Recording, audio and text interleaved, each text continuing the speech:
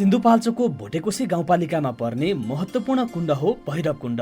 यो कुण्ड हिन्दू तथा बौद्ध धर्मावलम्बीहरूको आस्था र विश्वासको कुण्ड हो। यसलाई शेर्पाहरूले आमा छिमेलका रूपमा पूजा पनि गर्ने गर्दछन्।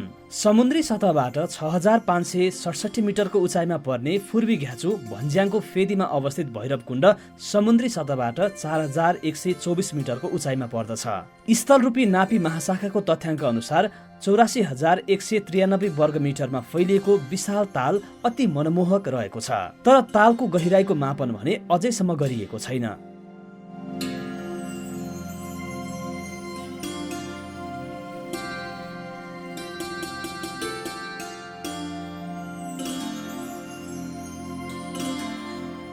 भैरवकुण्डकै पानीले कुण्डभन्दा केही तल पर्ने नेपालकै दोस्रो 198 मिटर अग्लो भैरवकुण्ड छहराले थप आकर्षण थपेको छ। यहाँ पुग्ने जो कोही यहाँको प्राकृतिक सुन्दरतासँग लट्ठ पर्दछन्। यहाँबाट सम्मुख जुगल हिमशृङ्खला पर्दछ। प्राकृतिक रूपमा अलौकिक मानिने भैरवकुण्डमा जति कठिन साथ पुगिन्छ, प्राकृतिक रसवादनले त्यहाँ पुगेपछि त्यो पीडा भुलिन्छ। भैरवकुण्डको अब देवता भन्छ, देवता ठुलो भन्छ, अनि त्यही भएर चाहिँ अब सबैजना जानु मन राखेर गर्छ। त्यही भएर म पनि पहिला गइन्थ्यो। यसपालि चाहिँ मेरो मम्मी खसी भएर चाहिँ नगएको। अब धेरै मान्छे जानुले चाहिँ अब माथि पार्टी पनि राम्रो नभएको, अनि अब फेरि भूकम्प आएपछि अलि धेरै नै डर गर्यो। उता हिँड्नेले चाहिँ त्यस्तो भयो।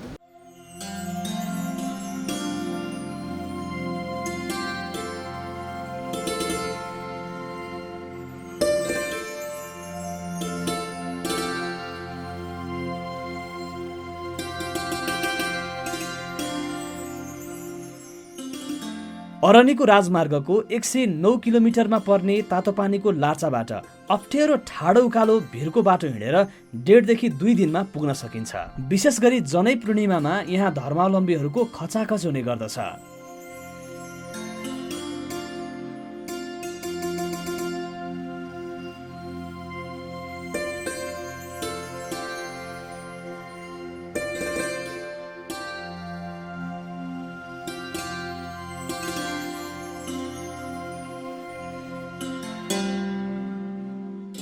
उसो त विक्रम सम्वत 1911 मा भोटसँगको युद्धको बेला निर्मित ऐतिहासिक दुगुनागढी पनि यसै क्षेत्रमा रहेको छ। जङ्गबहादुर राणाको पालामा भोटसँग लडाईँ गर्दा घुँयत्रो मार हान्न बनाइएको दुगुनागढी किल्लाबाट पनि भैरवकुण्डको यात्रा गर्न सकिन्छ।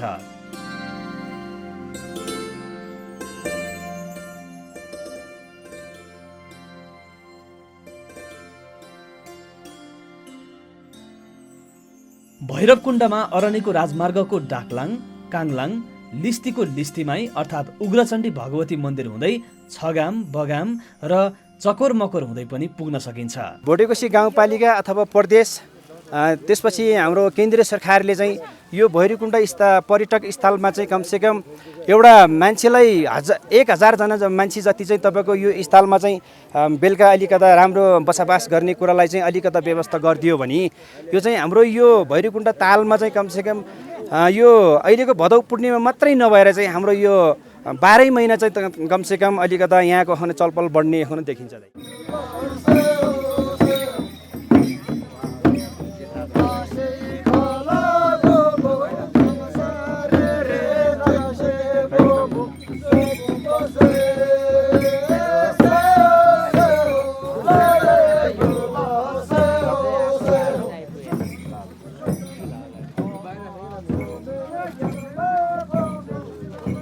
यहाँ भगवान शिव र पार्वतीको वासस्थान रहेको किंवदन्ती छ।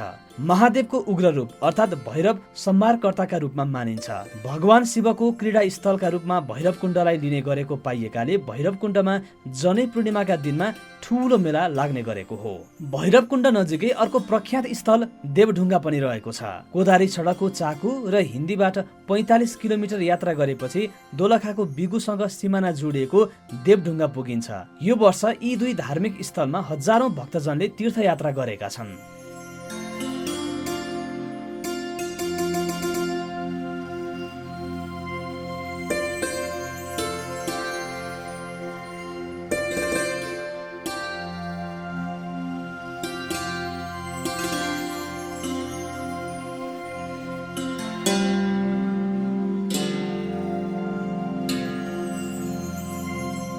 किंवदन्ती विश्वासका आधारमा आन्तरिक पर्यटक भैरवकुण्ड र देवढुङ्गाको धार्मिक यात्रा गर्छन्। जे माग्यो त्यही प्राप्त हुने धार्मिक जनविश्वास भएकाले मुलुकभरका तीर्थयात्रु भैरवकुण्ड पुग्छन्। राम्रो शक्ति छ, धन सम्पत्ति जस्तो मान्छे पाउँछ। अब बुढी नपाउने बुढी मान्छे बुढी पनि पाउँछ, नानी नपाउने नानी पनि पाउँछ। त्यस्तो जग्गा राम्रो हो। त्यहाँ किनभने बुढी मुछे पनि बसेको छ, छेउमाहरू आनीहरू पनि बसेको छ, सब चिज छ, हरेक चिज छ। देवी छ, गणेश छ, सबै चिज छ, देउताहरू।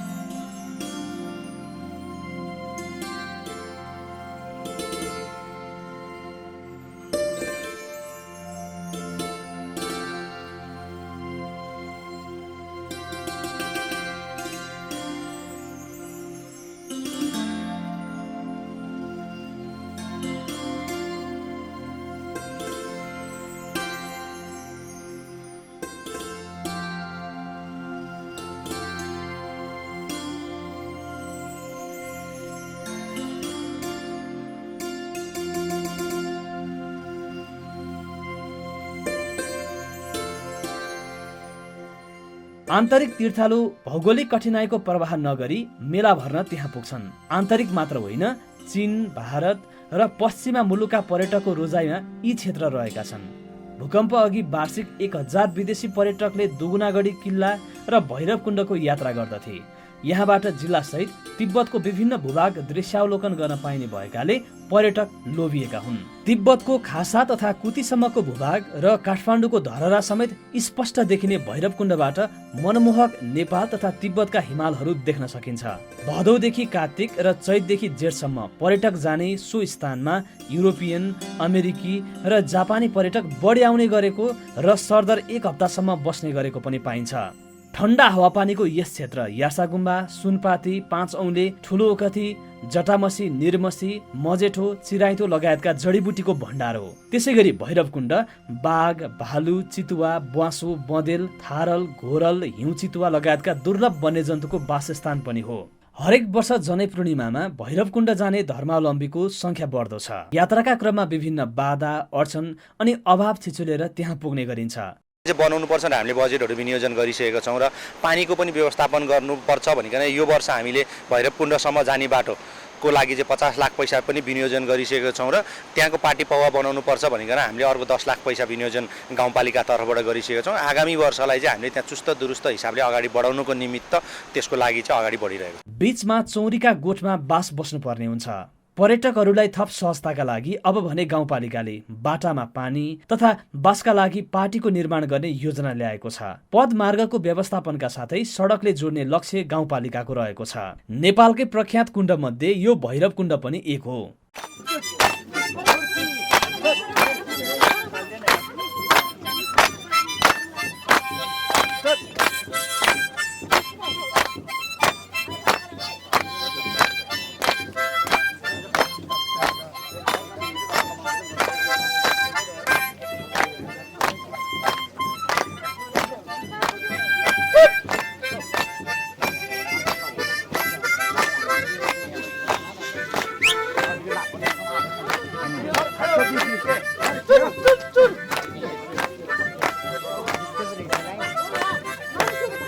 Sudah saya nak mana tu tadi.